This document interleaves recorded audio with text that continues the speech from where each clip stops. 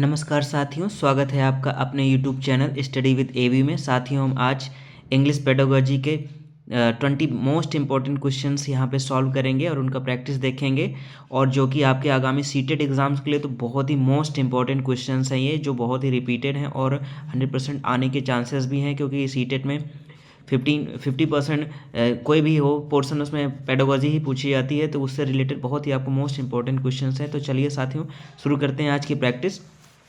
Question first. A teacher asks a student to generate as many words as possible from a root word. These techniques enhance option A morphological awareness, option B syntactic accuracy, option C phonemic awareness और option D semantic memory।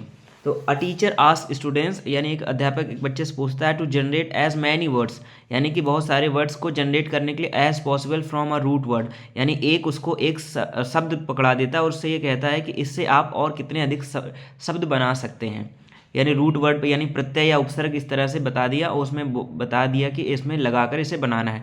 तो वो किसके तहत आता है? ये this technique enhance, यानी ये किस टेक्निक्स के तहत आती है? तो उसका सही जवाब होगा आपका साथियों मॉर्फोलॉजिकल अवेयरनेस, यानी कि आपका सही जवाब होगा मॉर्फोलॉजिकल अवेयरनेस, यानी कि किसी भी आपका जो भी है, यानी उसके प्रत्यय उपसर्ग को लगाने की जो क्षमता है वो उसको कहते हैं morphological awareness.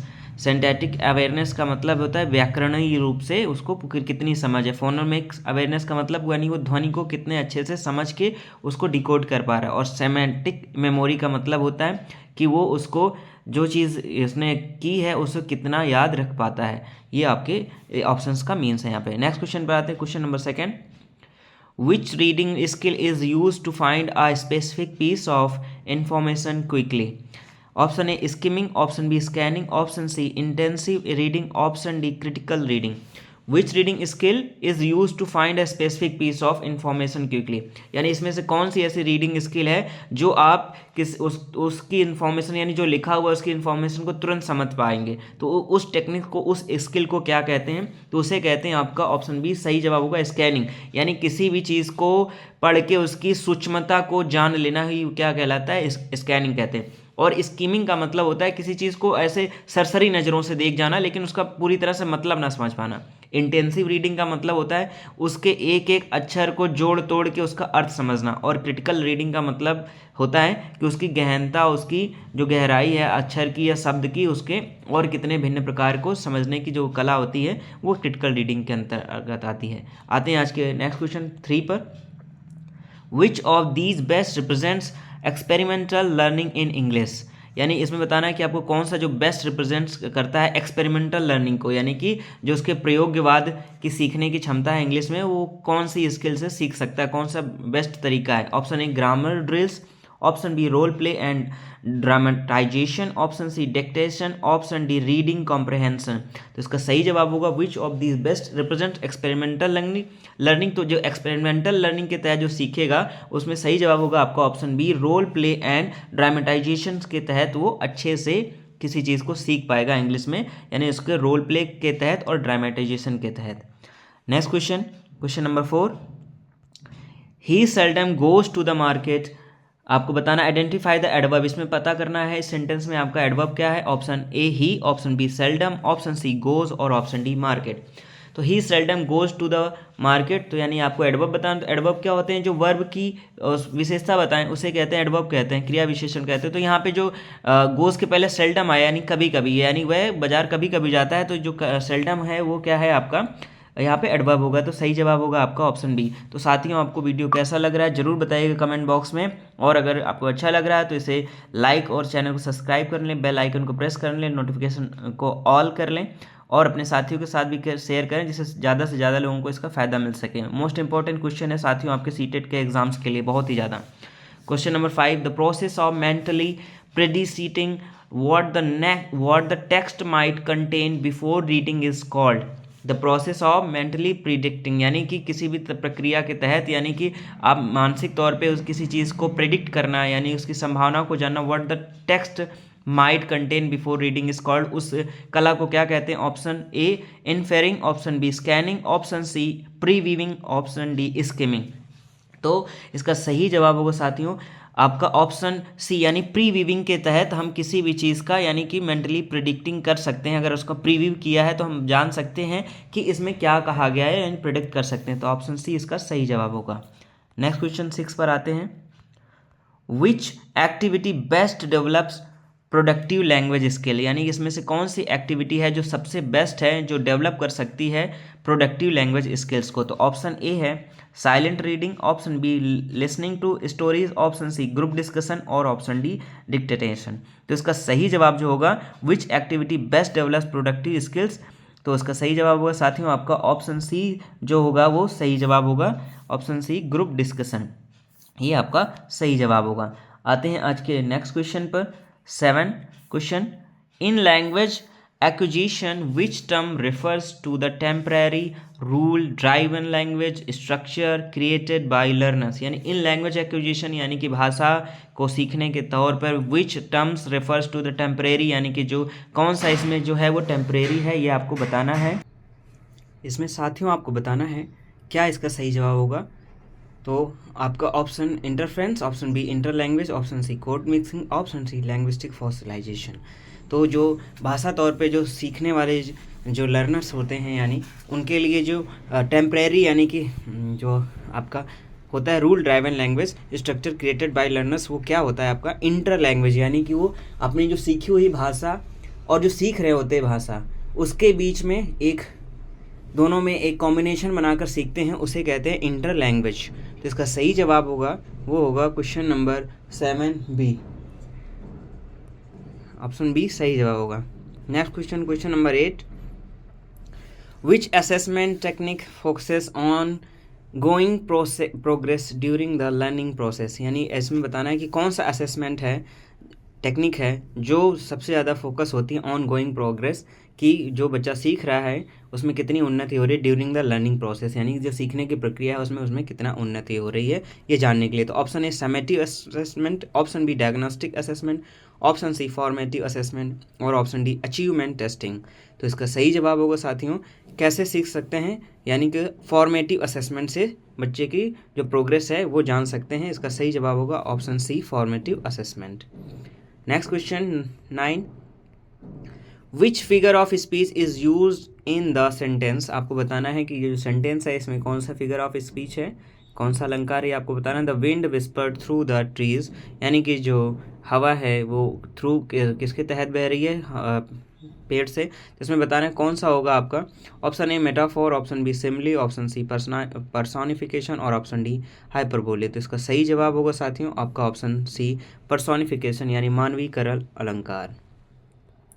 Question number 10, which method in English language teaching emphasizes real life communication rather than mastery of grammatical rules, यानी कि इसमें से कह रहा है कि इंग्लिश का कौन सा मेथड है जो उसकी भाषा है इंग्लिश भाषा सीखने की जो टेक्निक्स होती हैं तरीके होते हैं एम्फेसिस रियल लाइफ जो आपकी वास्तविक ज़िंदगी होती है उससे कम्युनिकेट करके रेदर देन मास्टरी ऑफ, अगर उसको नहीं भी आता ग्रामर के रूल्स फिर भी वो कैसे सीख पाता है, तो कौन सा मेथड के तहत सीख जाता है वो आपको ये बताना है। ऑप्शन है आपके, option A grammar translation method, option B direct method, option C communicative language teaching और option D audio language method.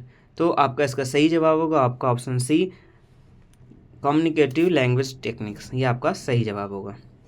तो साथियों क्यों होगा ये, क्योंकि अगर उसको नहीं ग्रामर्स के ज़्यादा रूल पता है लेकिन अगर वो कम्युनिकेटिव स्किल्स है उसको अगर डेली कम्युनिकेट कराया जा रहा है लैंग्वेज तो वो उसकी क्या है वो स्पीक अच्छा करने लगेगा, कम्युनिकेशन अच्छा करने लगेगा। Next question, question number 11, silent reading for comprehension primarily develops, option A यानी जो साइलेंट रीडिंग होती है फॉर कंप्रहेंशन को पढ़ने के लिए जो यानी कि जो लोग मन में पढ़ते हैं जिसको कहते हैं आप लोग, तो वो क्या चीज़ डेवलप करती है। Option A pronunciation, option B fluency and interpretation, option C grammar mastery, option D listing accuracy.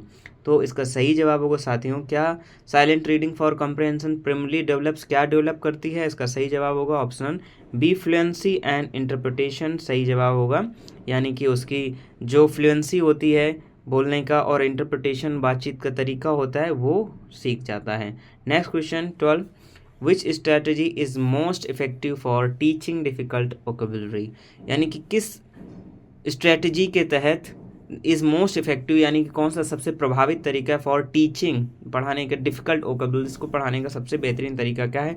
Option A direct memorization, option B word mapping and context clues, option C copying definitions, option D sentence repetition. तो इसका सही जवाब होगा कि which strategy is most effective for teaching difficult vocabulary, option B word mapping and context clues के तहत हम उसको सिखा सकते हैं जो डिफिकल्ट वोकैबुलरी होती हैं। Next question 13, which skill is considered a receptive language skill, यानी यहाँ पे जो रेसिपिएटिव लैंग्वेज स्किल है वो क्या है? विच स्किल इज कंसीडर्ड किसके लिए मानी जाती है? ऑप्शन ए स्पीकिंग के लिए, ऑप्शन बी राइटिंग के लिए, ऑप्शन सी रीडिंग के लिए और ऑप्शन डी प्रोनाउंसिएशन के लिए। तो which skill is considered a receptive language skill, तो इसका सही जवाब होगा ऑप्शन सी रीडिंग के लिए रेसिपिएटिव लैंग्वेज स्किल होती है, ऑप्शन सी सही जवाब होगा। साथियों आपको वीडियो कैसे लग रहा है? अगर वीडियो अच्छा लग रहा है तो प्लीज़ ज़रूर से लाइक करिएगा, चैनल को सब्सक्राइब कर लीजिएगा जिससे समय समय पर आपको अच्छे वीडियो के नोटिफिकेशन मिलते रहें, और अपने साथियों के साथ भी ज़रूर शेयर करिएगा जो आपके आगामी सीटेट एग्जाम्स के लिए आपके लिए बहुत ही हेल्पफुल होंगे। 100% क्वेश्चन आपको यहाँ से मिलेंगे। Question number 14, choosing the correct tense for narrative paragraph is primarily related to which competence? Choosing the correct tense for narrative paragraph is primarily related to which competence, यानी आपको बताना है कौन सी योग्यता जो है उसमें नैरेटिव पैराग्राफ को जल्दी से सीखने के लिए, रिलेट करने के लिए वो समझ जाता है। तो option A grammatical competence, option B social linguistic competence, option C strategy competence, option D discourse competence. तो यहाँ पे चूजिंग द करेक्ट टेंस के लिए कहा गया है, तो यहाँ पे correct tense for narrative paragraph जो आपको पैराग्राफ दिया है is primarily related to which competence, तो इसका सही जवाब होगा डिस्कोर्स कॉम्पिटेंस, यानी कि उसका अच्छे से तार्किक रूप से उसको समझ के और अच्छे से उसको अपना याद करके जो बता सकता है वो उसमें कौन सा कॉम्पिटेंस आता है, यानी कौन सी क्षमता आती है? Option D discourse competence. Next question 15, the ability to understand implied meaning in spoken English is known as, to यानी कि ऐसी क्षमता टू अंडरस्टैंड इम्प्लाइड जो उसने सीखा है उसको इम्प्लाई करने की मीनिंग इन स्पोकन इंग्लिश में इस नोन है, जैसे क्या कहते हैं? Option A phonological awareness, option B pragmatic comprehension, option C syntactic processing, option D lexical decoding. तो the ability to understand implied meaning in spoken English is known as, इसका सही जवाब होगा साथियों option B pragmatic comprehension, option B सही जवाब होगा pragmatic comprehension. Next question 16, a child learning English says, आपको बताना है he goed to school this error is due to, यानी यहाँ पे गोज होना चाहिए, तो बच्चे ने अगर यहाँ पे ईडी लगा दिया है गोड, तो उसमें कौन सी ऐसी बच्चे में ऐसी क्या कमी है जिसकी वजह से वो ऐसी गलतियाँ करता है, ये आपको बताना है। तो जब बच्चा सीख रहा होता है इंग्लिश तो उसमें क्या कह देता है वो ही गोड कह देता है, यानी ही गोज कहना चाहिए लेकिन ही गोड टू स्कूल। तो यहाँ पे जो एरर आया वो किस वजह से आया ये आपको बताना है। Option A under generalization, option B over generalization, option C interference और ऑप्शन डी फॉसिलाइजेशन। तो इसका सही जवाब होगा आपका ऑप्शन बी सही जवाब होगा ओवर जनरलाइजेशन। जब बच्चा किसी चीज़ को सीखता है लेकिन जो सीखी हुई चीज़ को अप्लाई नहीं कर पाता, वो अगर वो कोई चीज़ पहले से सीखा है, जैसे उसको सोच रहा है कि मैं इसको सेकंड फॉर्म में कर दूं या फर्स्ट फॉर्म में, वो ये नहीं उसके बीच में संबंध निकाल पाता कि फर्स्ट फॉर्म में करना है या सेकंड फॉर्म में, वो ईडी जोड़ देता है या ईएस, उसको ये नहीं पता होता, तो वो ओवर जनरलाइजेशन यानी कि एक जो अंडर जनरलाइजेशन यानी संकीर्ण ज्ञान और ओवर जनरलाइजेशन का मतलब ओवर कॉन्फिडेंस के तहत वो गलतियां कर देता है। तो उसका सही जवाब होगा option B. Question number 17, which sentence is an example of a complex sentence, तो इसका सही जवाब आपको बताना है कि इसमें से कौन सा कॉम्प्लेक्स सेंटेंस है। Option A he came comma and he left, option B because it was raining comma we stayed home, option C I came comma he went, option D he ran fast. तो इसका सही जवाब होगा आपका option B because it was raining we stayed home, क्योंकि बारिश हो रही थी इसलिए हम घर पर रुक गए। तो इसका सही जवाब होगा क्योंकि यही कॉम्प्लेक्स है, क्योंकि इसमें क्या आया है कॉम्प्लेक्स सेंटेंस में जुड़ते हैं ऐसे वर्ड्स जो आते हैं जो जोड़ते हैं उसे, तो वहाँ पे हमें पता चल जाता है कि ये कॉम्प्लेक्स सेंटेंस है।